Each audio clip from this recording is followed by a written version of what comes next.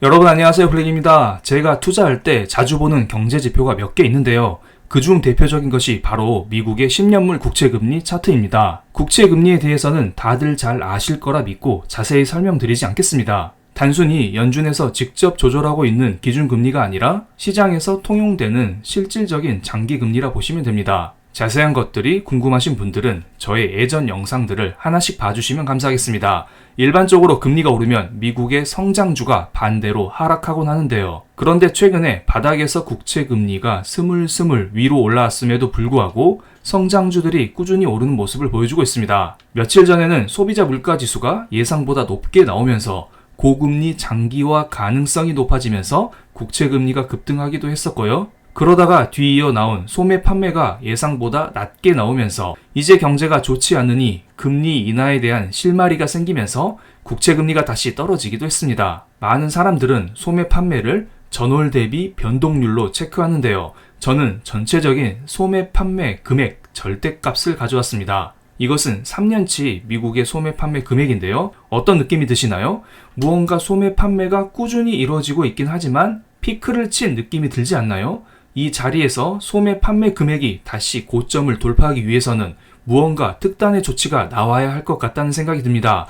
미국 증시가 더 올라서 사람들이 주식으로 돈을 벌어서 그 돈을 소비에 쓴다든지 아니면 연준의 금리 인하가 나오면서 사람들의 자금 조달 여력이 커지든지 이런 것들이 필요해 보입니다. 그래야 미국의 소비가 더 불타오를 수 있겠죠. 어쨌든 엎치락 뒤치락 경제지표가 나오면서 미국의 10년물 국채금리는 오르락 내리락 하고 있습니다. 이 와중에 미국의 생산자 물가지수가 높게 나오면서 국채금리가 한 번 더 위로 튀었습니다. 일반적으로 생산자 물가지수는 소비자 물가지수에 비해서 비중이 그리 크지 않습니다. 왜냐하면 미국 경제 70% 정도가 소비로 이루어지고 있잖아요. 그렇기 때문에 사람들은 생산보다는 소비를 더 중요시 여깁니다. 그리고 어떻게 보면 소비자 물가지수, 생산자 물가지수 둘 다 비슷한 물가지수잖아요. 그런데 이 둘 중에서 항상 소비자 물가지수가 먼저 나옵니다. 그래서 만약에 소비자 물가지수가 높게 나왔다면 이미 사람들은 악재를 미리 며칠 반영했네 이런 생각을 하면서 생산자 물가지수가 높게 나와도 그렇게 크게 신경 쓰지 않습니다.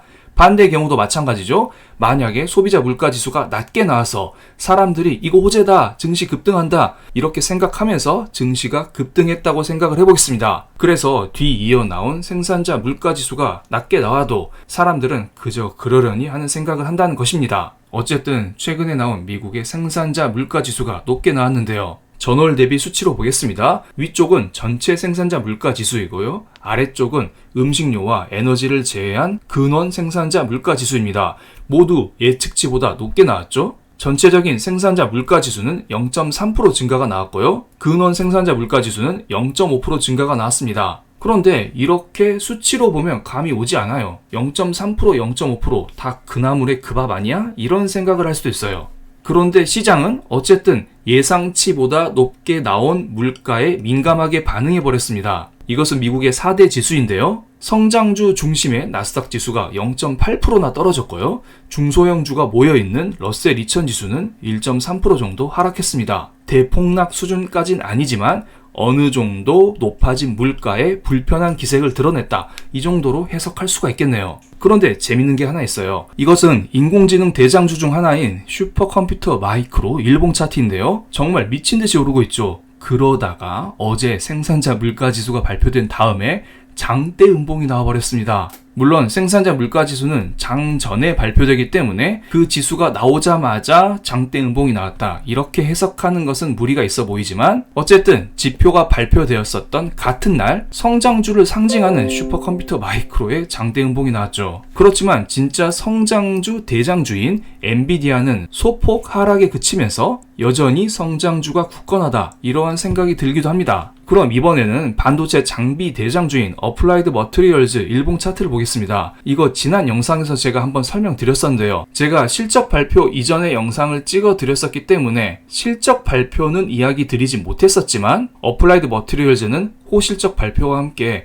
우뚝 솟아오르는 모습이 나왔습니다. 어떻게 보면 성장주들이 오르락 내리락 하고 있다 이런 생각이 들기도 하지만 상대적으로 약한 고리, 즉 상대적으로 중소형주인 슈퍼컴퓨터 마이크로가 장대 음봉을 기록한 것은 어느 정도 조심할 필요가 있어 보인다? 전 이런 생각이 들어요. 그러니까 여기에서 무조건 앞으로 폭락한다 이런 것은 아니지만 조금 지켜보다가 다시 투자하는 것도 나쁘지 않다는 생각이 듭니다. 그리고 재밌는 게 하나 있습니다. 제가 며칠 전에 소비자 물가 지수를 여러분께 소개해 드렸을 때에도 세부 항목들을 공개해 드렸었잖아요. 이번에도 마찬가지입니다. 생산자 물가 지수에도 세부 항목들이 여러 개 있습니다. 그 중에서 포트폴리오 매니지먼트라는 항목을 보겠습니다. 이 항목은 전월 대비 꾸준히 마이너스를 기록하고 있었는데요. 12월 달에는 1.4% 증가했다가 이번에는 5.5%나 증가했습니다. 마이너스를 꾸준히 유지하다가 2달 연속 플러스가 나왔고 그 플러스의 정도가 점점 커지고 있어요. 그런데 어떤 사람들은 이렇게 생각을 할 수 있어요. 포트폴리오 매니지먼트 그거 별거 아니야. 그냥 여러 항목 중 하나가 아니야? 이렇게 생각을 할 수도 있는데요. 이 차트를 한번 보겠습니다. 파란색은 미국 S&P 500 지수의 전년 동월 대비 변동률이고요. 빨간색은 포트폴리오 매니지먼트의 전년 동월 대비 변동률입니다. 이 두 개가 항상 같은 방향을 그리면서 움직이고 있는데요. 최근 들어서 약간 이격도가 커지고 있습니다. 물론 이미 몇 달 전부터 둘의 차이가 벌어지기 시작했기 때문에 이번 한 번의 발표로 인해서 증시가 폭락한다? 이런 것은 아니지만 어느 정도 조심할 필요는 있어 보인다. 이런 느낌이 들기도 합니다. 그리고 추가적으로 간밤에 미국의 미시간 5년 인플레이션 예상치가 나왔는데요. 제가 볼 때는 이것 때문에 증시가 크게 흔들리지 않았나 이런 생각이 들기도 해요. 요즘 들어 미국 증시가 계속 올랐기 때문에 사람들은 이 돈을 기반으로 부동산도 사고 주식도 사고 코인도 사고 이것저것 사곤 합니다. 그래서 사람들이 생각하기에는 앞으로 생각보다 물가가 많이 오를 것 같다. 물가가 잘 잡히지 않을 것 같다. 이런 생각을 하고 있어요. 그리고 사람들이 이런 생각을 하면 이러한 생각 자체가 미시간대에서 진행하는 설문조사에 반영되게 됩니다. 그래서 간밤에 미시간대 1년 기대 인플레이션, 5년 기대 인플레이션이 모두 예상치보다 높게 나왔습니다. 특히 5년 기대 인플레이션은 미국 증시에 큰 영향을 미치는데요. 일단 예상치보다 높게 나왔습니다. 그런데 전월치와는 동등 수준으로 나왔어요. 그렇기 때문에 기대 인플레이션의 발작이 시작됐다? 이렇게 보기에는 무리가 있어 보입니다. 그런데 물가를 자극하는 여러 가지 항목들이 하나 둘씩 나오고 있어요. 그 점은 제가 며칠 전부터 꾸준히 체크를 드리고 있습니다. 그래서 제가 볼 때는 이번 주에 엔비디아의 실적이 발표되거든요. 이것을 잘 봐야 될 것 같습니다. 만약에 엔비디아의 실적이 잘 나왔음에도 불구하고 엔비디아의 주가가 생각보다 오르지 못하거나 혹은 떨어지거나 이런 모습이 나오면 사람들은 이렇게 생각하는 거예요. 성장주 좋긴 한데 너무 많이 오른 거 아니야? 조금 쉬었다 가야 되는 거 아니야? 이런 생각을 할 수도 있다는 점. 그 점을 염두에 두시기 바랍니다. 그런데 반대로 저는 그렇게 생각하고 있진 않습니다만 엔비디아의 실적이 별로다, 전망치가 별로다 이렇게 나온다면 당연히 주가는 떨어지겠죠. 어쨌든 이번 주에는 정말 빅 이벤트가 하나 예정되어 있으니까 이것을 체크하시면서 조심스럽게 투자하는 한 주가 되시기 바랍니다. 그럼 오늘 영상 여기서 마치겠습니다.